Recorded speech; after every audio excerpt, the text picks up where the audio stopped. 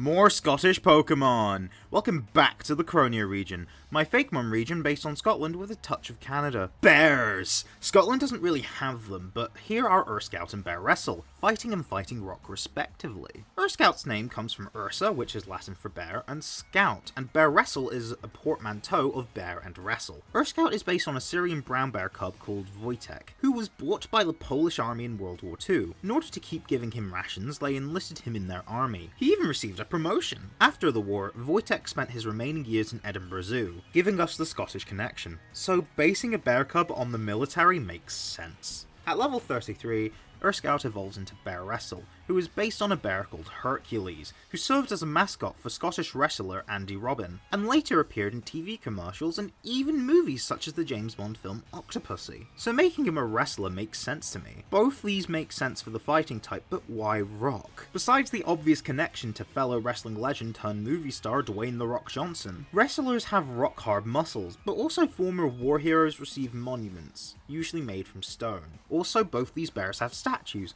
Granted, I don't think either are made of stone. In all honesty, I realised I was going to have too many mono fighting types, so I needed something. Rock was honestly the best fit. I feel oddities like these, as well as the cultural and pop cultural significance of certain things, should be considered while making Pokemon. Even though fauna-wise, Scotland isn't known for bears, despite what Disney and Pixar want you to believe, these bears made for really cool inspiration. And anyways, Canada has bears, so this all works out anyways. I'm sure that when I introduced Cronean, Espeon, and Umbreon, you must have been wondering when I'd show off the bug and poison leaders. I'm glad to report Ant and Lily are here, the 4th gym leaders of their respective versions. But who are their aces? Ant's ace starts off life as an Exilant, a mono bug type whose name comes from, well, ant, since it's an ant, Formica excesta, the species of ant it's based on, Exile, since it's alone, and Exilant. This particular species of ant is also known as the narrow-headed ant, which I thought sounded like it could mean narrow-minded. Stuck in its ways, believing its way is the best, it believes it can get a lot done on its own. If it levels up in a double battle where the other Pokemon on its side is also an Exilant, it evolves into Santai, a bug steel type coming from ant again, and Santai, a Japanese military unit, a squadron, task force, group, or wing. This works with its inspiration. Firstly, you may have noticed it had a samurai theme. This references Thomas Blake Glover, a Scottish merchant in Japan, referred to as the Scottish samurai back home. He lived in Japan during the Bakumatsu and Meiji periods. This gives a natural Japanese theme. Since ants are naturally in a colony, I had the idea of forming them together to be something else Japanese. A Megazord from Power Rangers, aka Super Sentai. And now we have Lily's ace, who starts out life as a Joeliage. The name comes from Joey, a baby wallaby, and foliage. Firstly, Joeliage is based on stinging nettles, which are everywhere in Scotland. Poison grass makes sense for sure, but I didn't just want a nettle Pokemon. But then I came up with a theme and an animal. Since Joeliage is a baby wallaby, it is wearing a nappy or diaper, which references how in medieval times, nettles were used to make underwear. Not exclusively, but it is a material that was used. It evolves into Nannaby when it reaches high friendship. The name comes from nanny, wallaby, and lullaby. It's a nanny that looks after wee Joeliage, which is the theme I came up with, which wallabies fit perfectly. Okay, time to answer your questions. What are wallabies and why are they in Scotland? Wallabies are like kangaroos but not. That's it really. They belong to the same taxonomic family and sometimes the same genus as kangaroos. And someone pointed out in a live stream that there are wallabies in Scotland near Loch Lomond. They're not native and invasive, outcompeting other wildlife, which is quite a toxic behaviour for an animal to have. This allows for more species diversity. Also, its pouch is based on a dock leaf, which heals nettle stings, so its pouch has healing acids for its baby Joeliage. So here's a Jokemon, Fryvern. It is a wyvern that is deep fried. I have been asked to make a deep fried Mars bar Pokemon a few times. For those not in the know, Mars bars are a candy bar that consists of nougat and caramel covered in chocolate. A chip shop, a place that sells fish and chips, which for international viewers is deep fried fish with potato fries, decided to deep fry a Mars bar one time. This shop was, and still is, in a town called Stonehaven in the northeast of Scotland. I've had one. it was nice. People think it's Scottish enough to warrant a Pokemon, so my thinking went to turning it into a goofy dragon type. After all, there have been quite a number of goofy dragon types in recent generations, and some of them are even based on food. It's only a wyvern because a friend came up with the name and it stuck. And for those weirdos in the audience who wonder about how each of my Pokemon tastes, which by the way, please stop if you haven't already, I'm sure that Fryvern tastes delicious. No, you're sending mixed signals! Meet Dreadcap. It is based on Redcaps, hence the name, combined with Dread because it's a mono dark type. Redcaps, also known as Poweries, are these malevolent little murderous goblin men. They hung around abandoned castles whose owners were known for tyranny, and the reason their caps were red was that they were soaked in blood to keep the colour. Because Dreadcap is pretty much the Pokemon version, even down to its description matching a Redcap, Mono Dark works well. Normal and Ghost are my two favourite types, and the Fakemon community seem to love making Sheet Ghosts to fit the combination of these two. I personally feel that the more creative approaches are best, i.e. if it's not just a Sheet Ghost, so I made a Sheet Ghost. In my defense, it isn't just a Sheet Ghost. Its name is Oooo. I'm not joking. I genuinely decided to make its name that dumb. Its name naturally comes from some onomatopoeia for a sound ghosts make, but also I spelled it with 4 O's. This is because it has 4 immunities. Normal is immune to ghost type attacks, Ghost is immune to normal and fighting type attacks, and Pokemon with the Levitate ability, which Oooo has, are immune to ground type attacks, give or take some specific exceptional cases. Immunities are classed as receiving 0 times damage, and 0 looks an awful lot like a no. Is this dumb? Don't answer that actually. So as you can see, Oooo is a Sheet Ghost, but it's actually based on a Slúach from Scottish and Irish folklore, which were spirits of the unforgiven dead, sometimes depicted as fairies acting as a host to these spirits, floating around during Halloween. That explains the angry appearance, the ability, and the Sheet Ghost appearance, since it contains the spirits and a Halloween decoration. You'd get this mon in a similar fashion to how you get Spiritomb in most games. Meet Capreen, a ghost fighting type. She initially was envisioned as the Lucario Zoroark of the region, but I'll leave that up to you to decide. And yes, I'm saying she, as this Pokemon is 100% female, as she's based on a ghost from Scottish mythology called the Glaistig, which is half woman, half goat, and similar in aesthetic to a fawn or satyr. She would appear as a woman with golden hair in a green dress, which would hide her goat legs. This is why her name comes from Capra, the genus that goats are a part of, and green. I took liberties with the idea. I wanted her to be very feminine, of course, but I wanted to lean into the more Therian qualities of the myth by making it even more goat-like, but keeping the human element by making it bipedal, so it's still an anthro-goat creature. I also wanted to play with the idea of it not actually being dead, hence why Capreen is based on the Glaistig, and not literally the Glaistig. It's an anthro-goat lady with ghostly powers, similar to how Decidueye has ghostly powers, as well as my evolution Guiseon.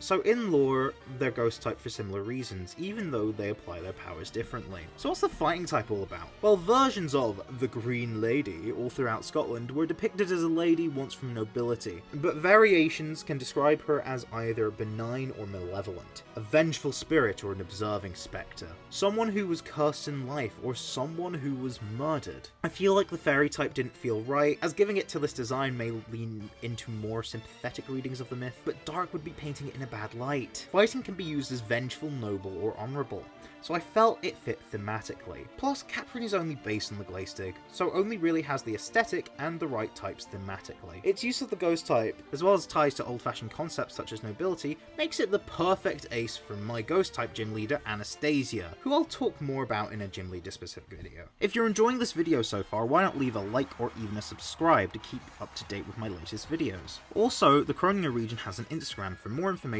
on the Fakemon, a Discord server if you want to meet other fans of the series, and even a Patreon if you want to help financially support the series and help me keep it going. Falinks has Roman influences, so I feel my new mon, Wallinks, will also have ties by being based on 2 famous walls built by the Romans to keep us Scots out of their empire, those being Hadrian's Wall and the Antonine Wall, named after Roman emperors ruling the empire when those walls were beginning construction. Due to Wallinks being based on famous walls, it makes sense that not only would they be more blocky in appearance, but also rock-type to mirror their warrior counterparts originally discovered in Galar. Its ties to Scotland are why this mon exists. You may be wondering if this is a convergent evolution like Wiglet or Toadstool. Sadly no, I wanted this mon to be the Lunatone to Falinks' Solrock, so it's more of a simple counterpart. So we'll lose a football. or a soccer ball if you're from a place where you're wrong, and Dubwool continues this theme, since it's Wooloo again, hence Dubwool being double and wool. Even its Japanese name implies this. Logically, if I were to make an evolution to Dubwool, it would have to keep the football theme and still basically be the same deal as Wooloo and Dubwool. So I thought, since it's the final stage, making it a retired footballer, who usually stays within the industry to be a manager or a coach or a referee, hence the greyer wool, to reference how people's hair colour changes with age, as well as whistles and Clubwool's horns, to reference whistles associated with those professions. Oh yeah, it's called Clubwool, as in football club and wool, but since it's essentially Dubwool again, you could almost say it's a clone. Clone plus Dubwool equals Clubwool. Since I've brought up clones, the first successfully cloned animal was a sheep in Midlothian, Scotland, conducted by the University of Edinburgh. The clone's name was Dolly, named after Dolly Parton. The fact that Clubwool is a clone meant that the clones from Mewtwo Strikes Back could be referenced with their patterns being translated into Clubwool's wool. It evolves from Dubwool when it makes a Pokemon faint with the new signature move called Penalty Strike, which is a move that deals recoil equal to that of the total amount of HP left on the opposing Pokemon. If it faints, no recoil. If it misses, Dubwool faints. I think this is an interesting evolution method, balanced quite well. So I've kind of made it my mission to tackle some of the Pokemon which deserve more love, particularly ones who are disliked for their really bad stats. One such Pokemon is Chimecho, which is one of my personal least favourite Pokemon for this very reason. So meet Chimonarch. It gains the normal typing, which makes it immune to the ghost type, since this line is meant to ward away spirits, as well as the fact that it's a line that goes from a bell to a wind chime, and normal is the most commonly used type to represent sound, so it just made sense. It has a crown and diamond motif. These two things are a byproduct of what I wanted to base this on, so I'm sure a lot of you have at least heard of the English playwright William Shakespeare, and maybe more specifically the play Macbeth which he wrote. It's a tale about a would-be Scottish king, going down a dark path to get what he wants. But what's more important to this design is the alleged curse surrounding the play itself. According to the legend, if you say the name of the play in a theatre, you will become afflicted with disastrous consequences. This then made me think of other Scottish curses. So how about the Curse of Scotland? Well, that's a nickname for the Nine of Diamonds playing card. The name is speculated to be due to many reasons, which I'll not detail due to time, but all of these connections with curses, the Scottish crown, and the Nine of Diamonds made me want this Pokemon tied with curses and spirits to wear a crown and have 9 diamonds in its design. Said diamonds could be the 9 black diamonds, 2 of them can't be seen because they're on the back of the crown, or the 7 seen on the front, plus its 2 eyes which are also diamond shaped. Another Pokemon introduced in Gen 3 that deserves better is Absol. I've always found this Pokemon to be gorgeous. Its stat total isn't horrendous, but still weak with a less than stellar stat distribution. But an attempt was made to make this really cool Pokemon to be loved more, but it didn't work in the long run. Still the best Mega design by far though. So now it's my turn. But not just an evolution, a baby as well. Meet Desinee! The name comes from Destiny, except it sounds like baby speak now. But the word sin, and part of the word banshee, is in there as well. Banshees are Celtic monsters, more associated with Irish myth, although Scotland has them too, including one that inspired Destiny's design, which the name is on screen right now, which has a wailing scream, and can be an omen of death, fitting of the Absol line, which I'd argue makes sense due to the Cane Bairns, which were babies who were taken by witches and warlocks to act as a sort of tax to the devil. Wouldn't it make sense for a child of the devil to be dark type, regardless of innocence? It evolves into Absol in a way that most babies do with their next stage, with high friendship, but it also has the additional requirement of having to be the only Pokemon in the party. Absol evolves into Herasight, coming from foresight and heresy. It gains the psychic type. It was weird to me that Absol, having the powers of seeing into the future, didn't have the psychic type, but it still makes sense as a dark type as an omen of disaster. The Herasight doesn't just see the future though, it sees all futures, hence the bright cloudy eyes trope that a lot of prophets stereotypically have. Dark is recontextualized in this evolution, since it's not just an omen, but is able to change the future to suit it or its trainer's needs. Absol just said it how it is. But since Herasight broke the natural flow of time, you could call that heretical. I know what you may be thinking. Dark Psychic is a horrible type combination. So Herasight has Psychic Armor. This ties into its ability, Exoskeleton. It takes half the damage it otherwise would from incoming attacks. So essentially, instead of having no resistances, it now has 15, and only one weakness now, that being to the severely weak bug type. So how is it Scottish? Firstly, there's the Desinee, a mythical washerwoman from Scotland, who is also an omen of death, seen washing the clothes of those who are about to die. She was also a type of banshee, and if you caught her off guard, you'd be granted 3 wishes, almost as if she knows the future but could change it to bend to your will. Another inspiration was Dark Kenneth. He was also known as the Brehon Seer. Think of him as Scottish Nostradamus.